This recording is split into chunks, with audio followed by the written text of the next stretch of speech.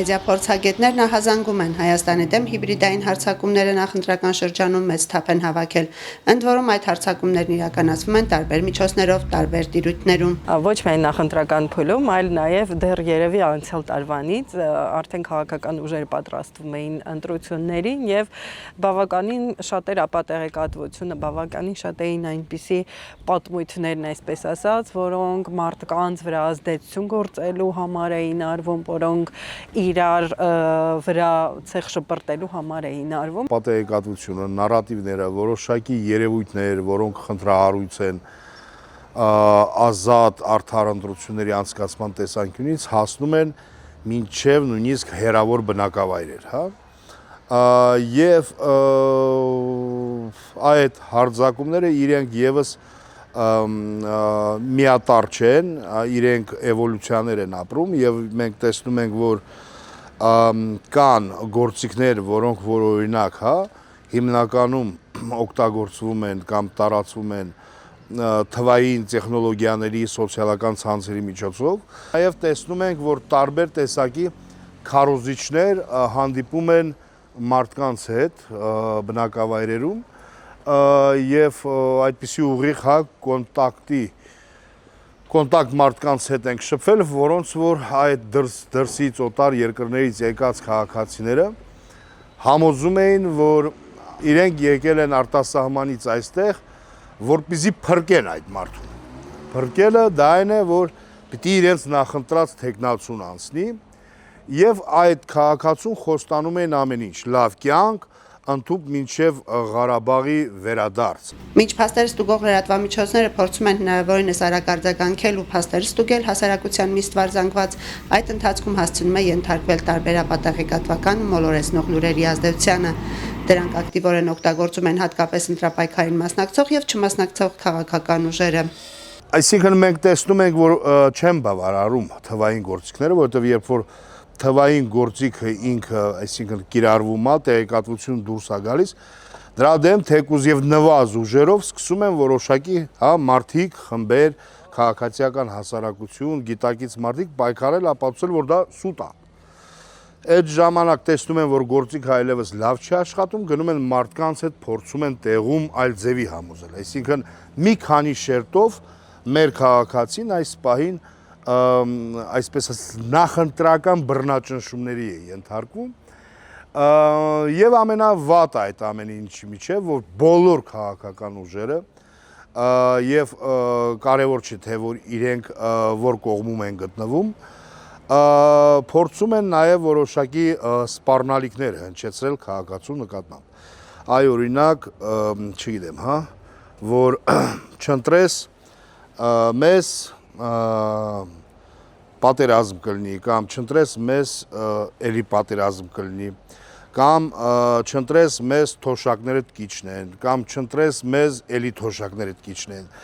Այսինքն կարծես թե քաղաքական խոսքը իր տեղը զիջել է լրիվ այսպես ասած սեփական քաղաքացու հետ որոշակի սպառնալիքների, որոշակի պայմանների լեզվով խոսալով եւ մարդիկ արդեն չեն կողմնորոշվում, ինչպես տարբերել, ինչպես հասկանալ սուտը թե իրական է, ինչպես հասկանալ թե այս կամ այն անձը, եթե այս տեղեկատվությունը տարածում է, ինչ նպատակներ ունի, ինչ թաքնված շահեր ունի, որ ցանկանում է այս տեղեկատվությունը տարածել եւ սա շատ կարեւոր է, որ մենք կարողանանք եւ մեր հասարակությունը դառնա ավելի գրագետ, որպեսզի չտրվի տարբեր մանիպուլյացիաների։ Ապրիլի վերջին Ալավերդի համայնքի բնակիչներին անհանգստացրեց տարբեր լրատվամիջոցներում շրջանառվող Ալավերդի համայնքի Ջիլիզա բնակավայրը Վրաստանին հանձնելու մասին լուրը, որը հայկական մեդիա դաշտեր մտել վրացական լրատվամիջոցներից։ Եվ ինչ վարչապետի մամուլի քարտուղարը, ապա նաեւ Լոռու մարզպետի աշխատակազմը հայտարարությամբ հերքեցին լուրը, մարդկանց մի մեծ խումբ լրջորեն անհանգստացել էր, Որոշ ընդդիմադիր ուժեր նույնիսկ հասցրել էին Ջիլիզան պահելու մասին խոստումներ տալ, փորձելով քաղաքական դիվիդենտներ շահել։ Տարիներ շարունակ այդտեղ խնդիր կա եւ կա թաղամաս, որը զուտ ընդամենը 1 առու է բաժանում Վրաստանից։ Դա նույնպես նախընտրական նարատիվ էր, որը այս կամ այն նպատակներով այսպես գեներացվել էր, իրականում դա հերկվեց, բայց այսպիսի իրավիճակներ շատ կլինեն առաջիկայում, դեռ պետք է սպասենք։ Հայկական կողմից հրապարակավ հերկումներից հետո վրացական լրատվամիջոցները հեռացրեցին այդ տեղեկատվությունը իրենց էջերից։ Մեր հասարակությունը, քաղաքացիները բավականին լուրջ պակաս ունեն մեդիագրագիտության եւ եթե օրինակ իմ լրագրող աշխատելու տարիներին մեդիագրագետ կարող է իր այնքան էլ չլինել, որովհետեւ լրատվությունը տրվում էր հիմնականում մասնագետ լրագրողների կողմից, հիմա յուրաքանչյուրս լրագրող ենք եւ յուրաքանչյուրս մեր Facebook-ի էջում կարող ենք տարածել այնպիսի տեղեկատվություն, որը չի համապատասխանում իրականությանը կամ դա անում ենք հատուկ այս կամ այն շահից ելնելով եւ այս առումով հիմա մարդիկ ավելի պատրաստ պետք է լինեն անպատեղեկատվությանը, ինչու է հիմա սրվել եւ ինչու է հիմա շատ ենք խոսում անպատեղեկատվության մասին, որովհետեւ այնքան շատ է տեղեկատվությունը, որ մարդիկ արդեն չեն կողմնորոշվում ինչպես տարբերել, ինչպես հասկանալ սուտե թե իրական է։ Տեղեկատվություն տարածվեց, որ իրանցի ադրբեջանցիներ են Հայաստանում աշխատում ինչ-որ շինարարության վրա, մարդիկ, ովքեր որ լավ չեն իմանում Իրանի պատմությունը կամ Իրանի վարչատարածքային բաժանումը կամ էթնոգրաֆիան, իրենք մտածում են, որ երևի բան էլ, հա, ադրբեջանցիներ են, որոնք Իրանի միջոցով եկել են Հայաստանում աշխատում են,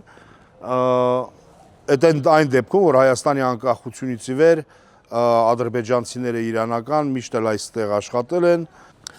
նման խնդիր ընդհանրապես գոյություն չունի, որտեղ իրենք իրանցիներ են, բայց մենք տեսանք, որ շատ քիչ լրատվամիջոցներ այդ թեմայով խոսեցին եւ վստահ եմ, որ ինչ որ շերտերում մարդկանց մոտ դերևս աշխատում է, այսինքն դա, հա, այսինքն տեսնում ես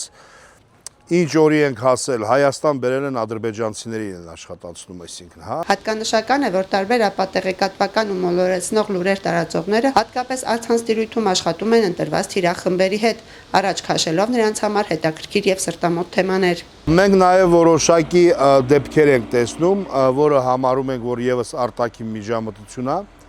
որտեղ կարծես թե որոշ շրջանակներ օտարերկրյա հայտնվում են եւ սկսում են մտահոգություններ հայտնել կոնկրետ շրջակա միջավայրի խնդիրների կամ այստեղ այնտեղ ինչ որ հանքեր բացելու կամ աղտոտման վերաբերյալ եւ նաեւ արձանագրում ենք, որ նման դիսկուրսները ձևավորվում են մի տարածքում, որտեղ որ այդ խնդիրները վաղուց են եղել, այսինքն հիմա նման դիսկուրս չկա եւ տեսնում ենք, որ նաեւ բնապահպանական, հա, խոցելիության համայնքների այն մարդիկ, ովքեր որ խոցելի են բնապահպանական հարցերի նկատմամբ, փորձում են այդ մարդկանց, այսպես ասած, տրամադրությունները ստուգել եւ միգուցե նաեւ այդ տրամադրությունների միջոցով նաեւ հասնել ինչ-որ նպատակների, որտեղ մենք տեսել ենք, նույնիսկ ականատեսն ենք եղել, որ կան կոչեր համախմբվելու, պայքարելու այս նախընտրական շրջանում, հա, մի խնդրի համար, որոնք օրինակ 5-6 տարի առաջ են եղել, հա։ Ինձ թվում է Հայաստանում այս պահին բոլոր տեսակի ոլորտներին, հա, փորձում են օգտագործել, դա կլինի բիզնես, դա կլինի գյուղատնտեսություն, դա կլինի խոպանչիներ, դա կլինեն սոցիալապես անապահով խավ, դա կարող է լինել ցանկացած ոլորտ, որը մեր երկրում արկա է,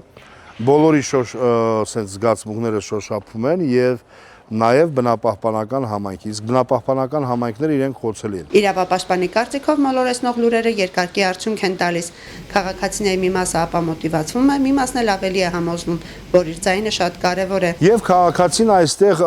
տեսնում է, որ իսկապես հնարավոր է իր ապագան վտանգվում է, որովհետեւ փորձում են իր կամքը սևերել կոնկրետ ինչ որ ոչ թե ուժերի, այլ հենց կոնկրետ ինչ որ երկրների ուղղությամբ